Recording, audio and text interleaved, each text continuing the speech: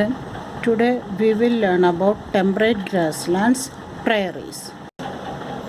The temperate zone lies between 23.5 degree north and 66.5 degree north in the northern hemisphere, and between 23.5 degrees south and 66.5 degrees south in the southern hemisphere.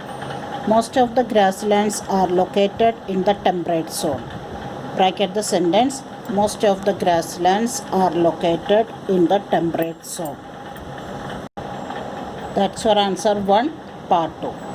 The grasslands are known by different names in different countries. The major grasslands of the world are North America prairies, South America pampas, Russia steppes, Australia downs, South Africa velds. Now look at the map. It is prairies of North America. It is pampas of South America.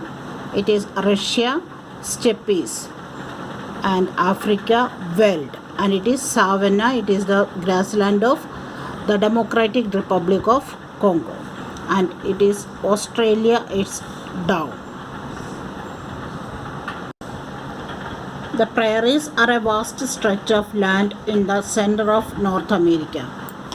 This land is either flat or hilly and covered with tall grass for miles and miles.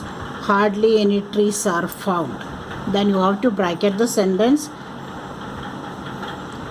The prairies are a vast stretch of land in the center of North America. It's your answer 1, part 1.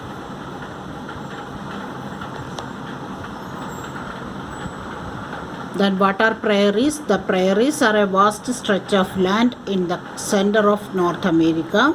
And where is it located? It is located in the temperate zone. Before the coming of the European settlers, the land of the prairies was used as the grazing ground for herds of bison. The bisons were mercilessly hunted, and today they are almost extinct. Extinct means almost, their race is almost to finish. Look at the star fact. The word prairie comes from a French word meaning meadows. Meadows means grassland. Climate. As prairies are located in the temperate zone, the winters are cold and summers are hot. Moderate rainfall occurs mostly in summer. There is occasional rainfall in winters. Look at the vegetation.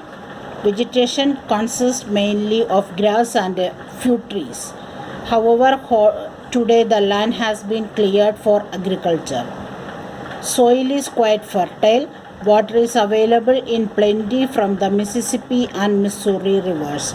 You have to bracket, underline these names, Missouri and Mississippi. It's coming in our fill in the blanks. The name of the rivers that make the grasslands fertile, Missouri and Mississippi.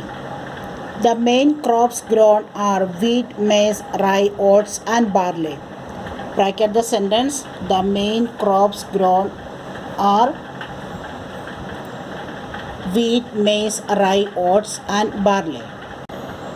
It's your answer 4. Prairies are called the wheat basket of the world as farmers produce enough for the country and also for export. You have to bracket this line also. It's your answer 2. Why are the prairies known as the wheat basket of the world? Prairies are called the wheat basket of the world as farmers produce enough for the country and also for export. The farms are very huge, covering thousands of acres. The farmers live on the farms and call their homes homestead. Bracket the sentence. The farmers live on the farms and call their homes homestead. It's coming in your tick the correct answer. They are prosperous and have all modern comforts. All the work such as ploughing, sowing, harvesting and threshing is done by the machines. Look at the picture. It is modern dairy farming. They are milking the cows and buffaloes with the help of machine. It's the picture of harvesting, and the wheat is harvested at the in the fields only. Food grains are stored in big storage bins called silos. Bracket the sentence. Where do they store their food grains?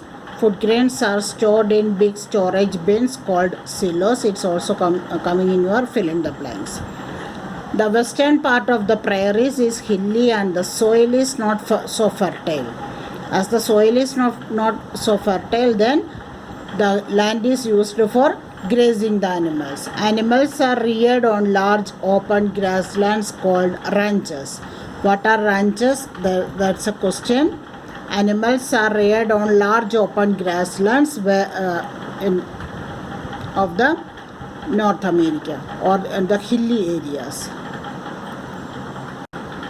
They are reared for their meat and products like milk, butter, etc.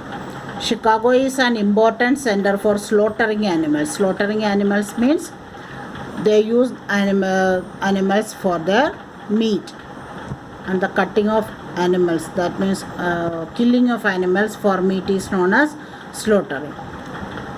Big dairy farms have been developed. They have modern machines. Even milking is done by machines. We had already seen milking is done by machines. Then you have to learn about what are ranches, what is silos,